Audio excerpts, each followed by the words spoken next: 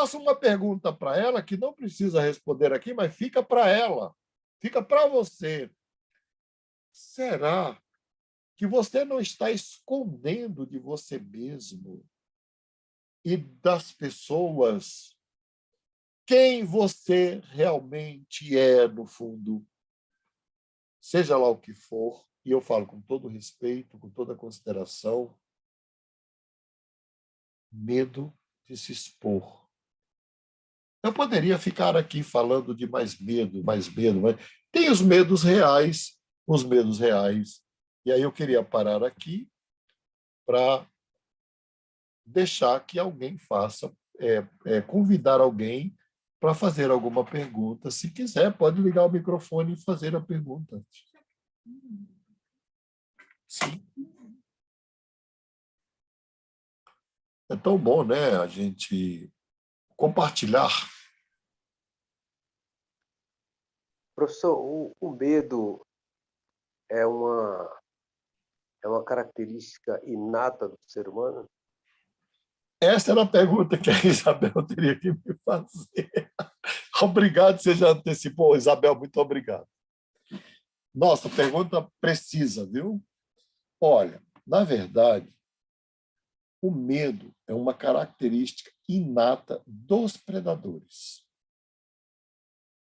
Todos os predadores, mamíferos, predadores, têm medo.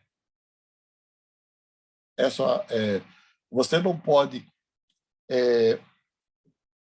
encontrar o mesmo tipo de medo em animais de sangue frio, por exemplo, né, como répteis, lagartos, enfim. Mas os animais predadores, mamíferos, têm medo. E aí agora eu vou explicar por que o medo é bom. Olha só, não tenha medo de ter medo, porque o medo é bom.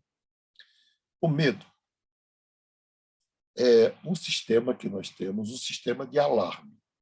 Nós temos, aí volta a aula de ontem lá, né? O eixo HPA, nós vamos ficar com o eixo HPA. Com toda certeza, os alunos da formação em psicologia analítica poderão esquecer de mim, mas do eixo HPA eles não vão esquecer. Você tem o hipotálamo, a hipófise e a adrenal, o suprarrenal. No hipotálamo, você tem a amígdala. A amígdala é um mega power computador, né? Um processador de dados, que processa milhões e milhões e milhões de dados por segundo e filtra tudo aquilo que for ameaça para você. A amígdala detecta qualquer tipo de ameaça à sua vida e à minha. Aí, brincando aqui com o povo, não é a amígdala da garganta, é a amígdala do hipotálamo, né? Lá do hipotálamo, lá na base do cérebro. Então, vamos lá. Se, de repente, eu senti um cheiro de fumaça aqui no prédio, acende o alarme. Se, de repente, alguém bater um carro aqui na frente, acende o alarme. Se, de repente, eu ouvir um tiro, acende o alarme. Se, de repente, eu olhar para alguém que não está bem, acende o alarme. Ou se, de repente, eu estou andando na rua e cismo que alguém vai me assaltar, acendo o alarme. Ou, de repente, alguém pega uma arma e me assalta, acendo o alarme. Ou se, de repente, o meu corpo começa a me comunicar que eu não estou bem. Bem mesmo, não é que tem alguma coisa errada ali com o meu coração, com o meu sistema cardiovascular. O corpo comunica, ou com o intestino, ou com o estômago. Vou ter que ter cuidado aqui para não dar aula de psicossomática, que é muito parecido. Bem, bateu o alarme. O que é que a amígdala faz? Aciona a suprarrenal. A suprarrenal taca cortisol e o corpo gera adrenalina. A adrenalina é que é a responsável pelo medo. Por quê? Vamos lá. Adrenalina. Aí eu olho para o inimigo. É um leão enjaulado, né? O leão rugiu, mas está enjaulado. A adrenalina vai lá em cima, mas a amígdala já registra, sem perigo. O perigo é aparente. Agora, imagine que eu tenho um inimigo verdadeiro. E aí disparo o alarme, adrenalina no sangue. Aí eu avalio o inimigo. Ele é maior do que eu. Eu uso a adrenalina para fugir. Ou para me defender. Agora eu avalio o inimigo. E o inimigo é menor do que eu. Eu uso a adrenalina para enfrentar o inimigo. O problema do ser humano é que o inimigo pode ser criado pela própria mente, ou ele pode ter sido implantado pela própria mente, ou implantado por alguém na tua mente. Eu sei que o que eu vou dizer aqui não vai fazer sentido, porque é nosso primeiro encontro assim. Mas já está provado que o medo cura o medo.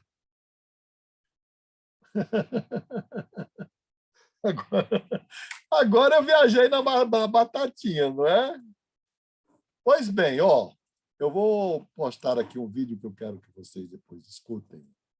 Quem quiser ver, né? Quem tiver problema de medo.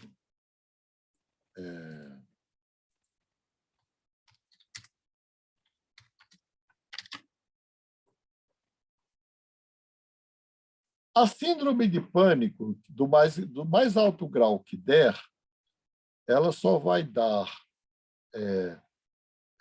a síndrome de pânico, do mais alto grau que der, ela só vai dar... Ela só vai...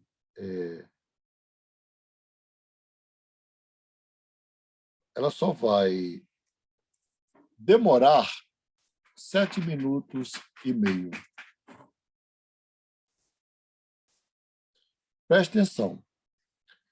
A síndrome do pânico, da maior intensidade que der em você, o maior pânico que você tiver, só vai durar 7 minutos e meio. Quando bate lá em cima a adrenalina, diante da ameaça de autodestruição pela adrenalina, pelo medo, a mente começa a produzir os antídotos da adrenalina, que é a endorfina e a serotonina. Uma pessoa com síndrome de pânico, se ela sentar no lugar e esperar 7 minutos e meio, a crise do pânico desaparece. Eu já vivi essa experiência, e se alguém quiser conhecer um pouco melhor as causas do medo, eu vou postar aqui um vídeo. É um vídeo meu, inclusive é um depoimento meu da minha experiência pessoal com a síndrome do pânico. E como é que eu venci. Bom, espero ter respondido. Então, não tenha medo de ter medo, porque o medo cura o medo. Não tem outro caminho. Assim, não tem como você... Se você assistir o vídeo, você vai entender o que eu estou falando, porque lá tem um método, e eu vou postar outro vídeo aqui. Não, esse de hoje está bom. Lá está tudo explicadinho, como vencer o medo, tá bom? No caso, o pânico. Alguma pergunta? Eu tenho uma pergunta, professor. Tá. Então, o senhor explicou a questão do medo. Aí tem uma coisa na fala do senhor que diz assim, às vezes nós mesmos implantamos esse medo ou criamos esse medo. E como que eu venço esse medo que eu mesmo crio? Se eu já tenho o trauma do medo que está implantado, que eu estou vendo, mas se ele é iminente, o leão não vai fugir. Mas eu mesmo criei esse medo. Como que eu não sei, como que eu venço isso? Se a minha mente mesmo me sabota. Vamos lá. Quando a tua mente se sabota pelo medo, né, pela timidez, enfim. Só existe 2 formas de você vencer um grande inimigo. Um grande inimigo. Uma é enfrentando o inimigo e derrotando ele. Se o inimigo é você mesmo, não tem como você fazer isso. Mas tem um outro caminho. Como é que você derrota um grande inimigo se você não pode enfrentá-lo?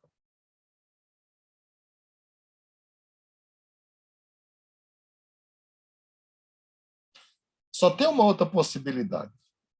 Se ela existir, a possibilidade é real. Torne-se amigo do seu pior inimigo. Você vai vencê-lo. Veja bem, quando eu tive síndrome de pânico, Davi, em 2004, eu descobri o quê? Aí, eu tive uma síndrome do pânico avassaladora. Eu fiquei paralisado pelo pânico durante meses. E aí eu fui para o psiquiatra, fui fazer terapia, mas naquela época eu era diretor da Faculdade de Teologia do Mackenzie, e eu sabia, eu tinha 48 anos de idade, meus filhos adolescentes, eu sabia, eu tinha a seguinte intuição: ou eu venceria aquilo, ou minha carreira estava acabada e minha família estava condenada a passar privações, necessidades, enfim. E aí eu mergulhei de cabeça na neurociência, que eu já vinha estudando. Eu venho estudando neurociência desde 92, quando surgiu, para entender qual era o mecanismo do medo. Por isso que eu trouxe aqui esse eixo HPA. Qual é a função do medo? É proteger a vida. E como é que você vence o medo? Se tornando amigo dele. Por quê? O maior gatilho para o medo é o medo de ter medo. Então, o que eu fazia, o que eu comecei a fazer? E olha, eu li hoje nesse vídeo, tem um depoimento lá, tem mais de 600 ou 700, mas tem um fresquinho de alguém que colocou lá, que diz assim: eu apliquei, ele não fez terapia comigo, ele falou assim: eu apliquei o que o doutor ensinou neste vídeo e eu estou curado do pânico. Está lá. E eu aplico aquele método ali em grandes executivos que passaram pelo que eu passei e não pode ficar esperando uma terapia longa para vencer o medo, porque senão ele vai ser demitido e ninguém vai contratar um executivo com medo. Então, dentro das técnicas que está lá, que eu não vou expor todas aqui, tá, Davi? Que é até um desafio para vocês assistirem, eu percebi que o medo da crise de pânico, assim como o medo da ansiedade, assim como o medo da timidez, é o gatilho para ter a crise. E aí eu comecei a conversar comigo, falar assim: não, eu tenho medo mesmo, eu estou vivendo o pânico está me paralisando, está acabando comigo, mas ele vai durar 7 minutos e meio. Eu tinha 10, 20, 30 crises por dia. Eu parei. Já que ele vai vir, eu vou fazer o processo inverso. Eu não vou ficar com medo que ele venha. Eu quero que ele venha. E aí eu digo lá no vídeo, eu fazia isso mesmo, eu dizia: pânico, vem em mim que eu estou facinho. E o pânico... Professor, é tipo uma integração, né? Uma integralização. Isso, é a integração da sombra, né? Matou a pau, né? A integração da sombra.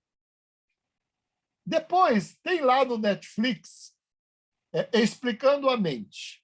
Quem tem Netflix, abre Explicando a Mente. O título da série é Explicando a Mente. E ver como vencer a ansiedade. Gente, a Netflix é bem anterior ao que eu estou falando aqui. O que está na Netflix é o mesmo que eu já fazia em 2004. Recentemente, o Discovery publicou um vídeo que é O Cérebro Humano, que está lá no conteúdo de vocês, que mostra como, no exército americano, eles geram o pânico do sujeito e depois eles curam o pânico do sujeito. Não é nada diferente do que eu vivi e apliquei em mim em 2004. Mas convidar o medo para se tornar amigo não é porque o sujeito é corajoso, não. É porque o medo de perder tudo é muito maior do que o medo, não é? Eu ia falar, Eu ia falar, mas eu não posso. Não, eu ia falar que o cagaço é maior do que o medo, mas eu não posso falar.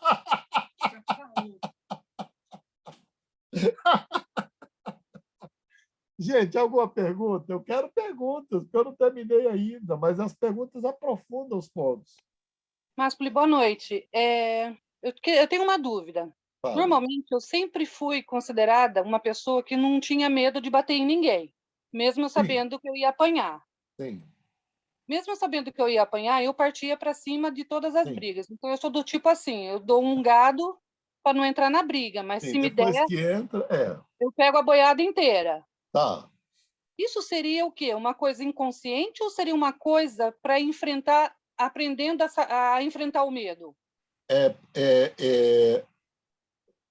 Mary, com todo o conhecimento que eu tenho de você, eu sei a coragem que você tem. O convite que eu te faço é trazer essa coragem para todas as áreas da vida. Você tem Nossa, coragem mesmo. isso daí eu teria que usar no dia a dia, então. Não é só o inimigo físico, também os inimigos psicológicos, os internos, né? Entendi. Você tacou o dedo na ferida. Jesus vai me perdoar. Obrigada, boa noite. Mais alguma pergunta, gente? Tem mais umas meninas aqui que eu queria que perguntasse. Oi, tio, boa noite. Boa noite, Kessia. Tio, na minha empresa, o meu chefe, ele não admite erro. E, para mim, isso é péssimo para a empresa. É péssimo para a empresa, você está certíssimo. Porque nem você falou, para o Thomas Jefferson atingir o objetivo da lâmpada, ele teve que errar. E qual que é a sua opinião sobre esses líderes? Porque ele acaba deixando os funcionários com medo de ter Não, liberdade criativa. olha, eu vou dizer uma coisa para você, né? Com todo respeito a você e a ele também, Uhum. mas esse tipo de líder, a empresa cresce até o tamanho dele, não cresce mais. Entendi. Ela vai crescer até o limite dele, que é o limite da perfeição, né? Como a gente não é tão perfeito assim, então não vai muito longe. Agora, quando um líder mesmo, ele está aberto não só para dar feedbacks, mas para receber feedbacks também. Entendi. E para aceitar o erro como parte do jogo. Ora, se alguém está errando jogando, está aprendendo a jogar.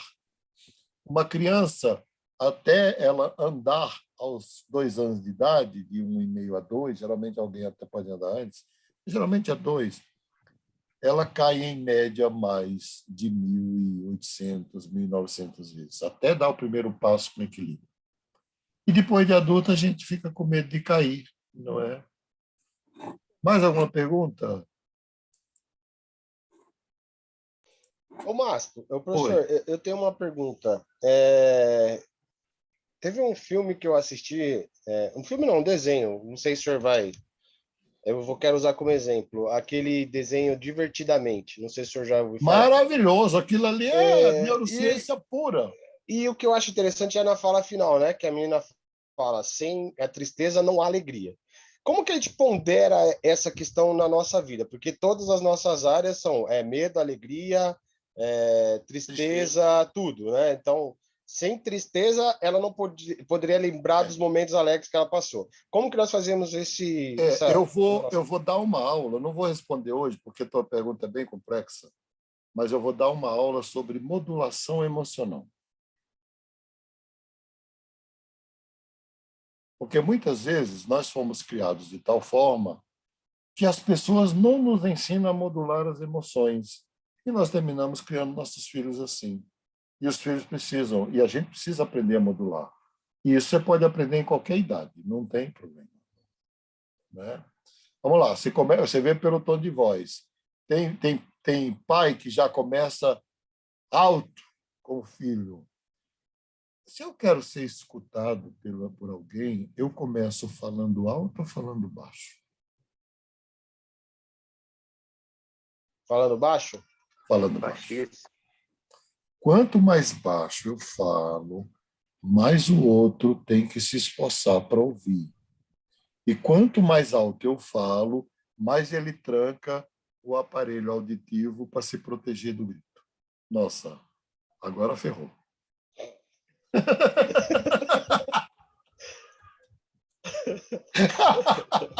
Eu falei que isso aqui ia ser pauleira, não é? Eu falei. E assim, mas e se ele não ouve? Aí você vai graduando a voz até chegar no grito, se for preciso. Se bem que não vai precisar, a gente vai ver na modulação emocional. Me guarda isso aí. Bom, outros procrastinadores. Preguiça. Nossa, preguiça. Gente, eu trabalhei ininterruptamente, e o que eu estou falando aqui é verdadeiro. Eu trabalhei ininterruptamente de carteira assinada por 50 anos. E aí, agora em fevereiro, depois de muita insistência, a Universidade Mackenzie, onde eu fui professor titular por 20 anos, me demitiu. Eu sempre acordei 6 horas da manhã. Na juventude, eu acordava 4, 5 para estudar. Já na idade madura, 6 horas. Aí agora, cara, eu vou te contar. Eu estou lutando para restabelecer a rotina, porque eu descobri que eu sou bem mais preguiçoso. Eu gosto mesmo de uma cama. Quem não gosta de se jogar no sofá, ficar lá? Não é? Mas se eu quiser fazer essa roda que eu criei girar, eu não posso ficar deitado. Então... Mas eu tenho que reconhecer que o meu desejo mesmo é ficar sem fazer nada. Mas a preguiça é um dos grandes procrastinadores das realizações das pessoas. É um dos grandes, assim, sabe? Aquela coisa de, meu pai conta, eu não consigo ser tão preguiçoso, porque meu pai contava uma metáfora, contava uma parábola para mim, muito contada no sertão do Ceará, talvez em outros lugares do Nordeste, que dizia assim: o enterro do preguiçoso. O cara era tão preguiçoso, mas tão preguiçoso, que ele resolveu morrer. E como ele era preguiçoso mesmo, ele sentou numa rede e pediu para os amigos para levarem ele para o cemitério, porque ele não tinha mais o que comer. Aí alguém se compadeceu dele, para o enterro, ele vivo, para o enterro, e fala assim: mas eu te dou um saco de arroz para você comer pelo menos no próximo mês, e não precisa morrer assim. Ele fala: mas eu tenho que pegar o saco de arroz na tua casa ou tu vai ter que levar o saco na minha? O cara: não, você vai ter que pegar na minha casa. Eu falo: não, leva o enterro para frente, eu prefiro morrer.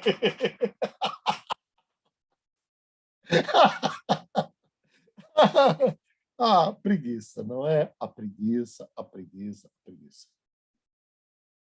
Outra coisa que leva à procrastinação é a falta de uma rotina.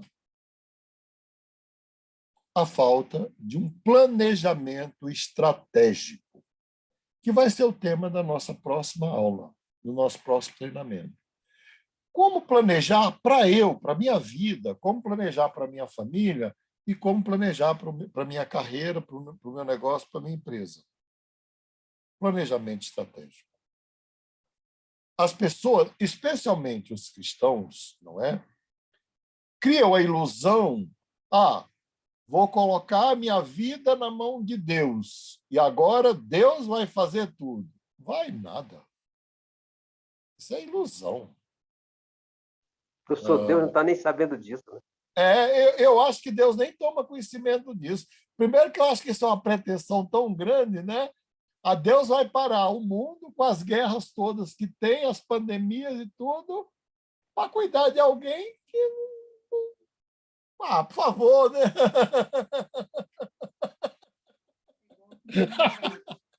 Gente, vocês vão ter que me perdoar aí, não é? Das minhas brincadeiras, aí, mas é verdade.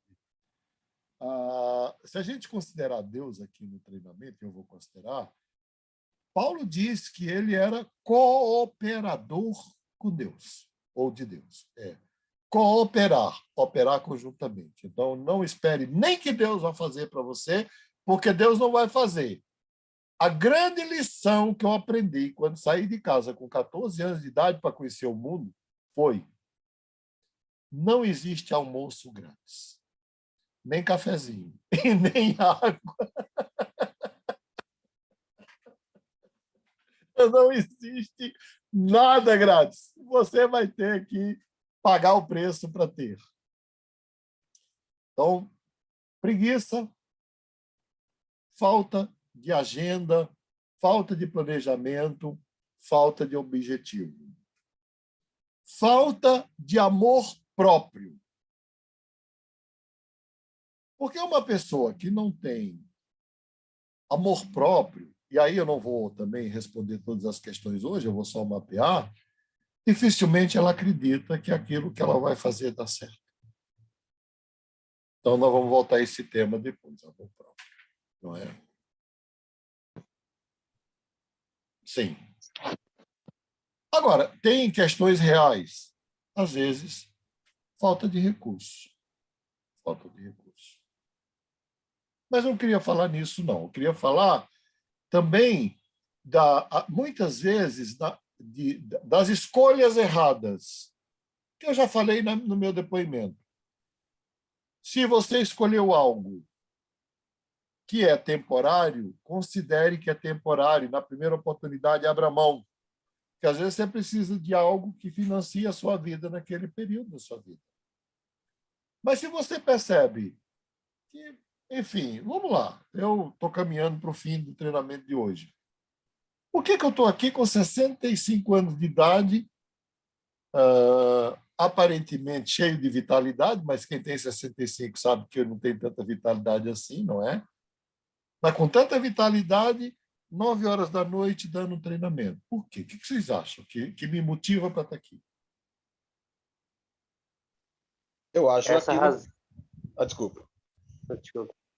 essa razão de vida que tu tem, que é a Uniaberta, passando esse Isso. conhecimento espetacular para todos nós. Muito obrigado. É a minha vocação, a minha missão, meu legado é isso. Então, assim, ainda bem que a mulher está aqui assistindo, que ela faz todos os cursos, há 40 e tantos anos. Aí eu já arranjei uma desculpa para ela. Olha, meu amor, estou trabalhando muito por causa da minha vocação. Mas, na verdade, é mesmo. Sabe o que é? Estar aqui com vocês, compartilhando isso, sabendo que se alguém aqui aprender isso e aplicar na vida, vai mudar, porque eu já vi isso mudar em muita gente. Já valeu para mim. Está dando essas risadas com vocês, brincando com vocês. Eu ganhei. Na verdade, hoje, eu preparei o dia para estar aqui. Assim, ó, vou estar lá com eles, e aí depois, eu sei porque eu recebo depois, né? Lá na frente, virão os depoimentos. Nossa, doutor Mascoli, aquelas coisas, as participações, os vídeos, as brincadeiras deram um clique na minha cabeça e virou a chave. Mas eu quero mais perguntas. O povo aqui está com medo de perguntar. Pode perguntar que não tem problema nenhum, não. A bronca é livre, para a gente encerrar hoje.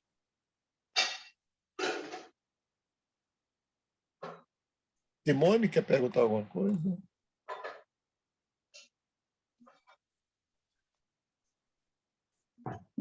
Vou fazer uma pergunta, então. É a Isabel falando, tudo bem? Ô, Isabel, seja bem-vindo, viu? Obrigada. Você falou sobre o medo do julgamento. Uhum. Então, um dos medos por eu me expressar é justamente esse, né? O julgamento. Ele está relacionado a ser rejeitado ou abandono. Como Pertencimento, trazer isso isso. para sua vida de uma forma que isso não te afete, sem você precisar ter que voltar no passado e mudar esse abandono, porque não tem como mudar. É você mesmo se aceitar. Aceitar o próprio abandono, aceitar a própria fragilidade, aceitar a própria dor, mas você se aceitar. Porque assim, Isabel, estou falando aqui com todo respeito, a gente vai Sim. formar um grupo terapêutico aqui de transformação, não tenho dúvida, nós já formamos, mas assim, eu tenho certeza que você está muito disponível para acolher alguém rejeitado, alguém que foi abandonado, você está muito disponível para isso, não tem a menor dúvida. Você não tem dificuldade com isso. Sim, A nossa verdade. dificuldade... Vamos criar uma metáfora aqui, porque eu quero encerrar a aula com essa sugestão para você pensar. Imagine, não é? Imagine depois. Eu vou dar sugestão para você imaginar essa semana. E se servir, outros poderão fazer. Se você é homem, imagine um menino abandonado. Se você é mulher, imagine uma menina abandonada. Uma menina chorando, sofrendo, com fome, com sede, ou pedindo afeto e ninguém dá. O que você intuitivamente faria com esse menino ou com essa menina? Você abraçaria, você acolheria e você colocaria junto do seu peito. E se esse menino for você mesmo? E se essa menina for você mesmo?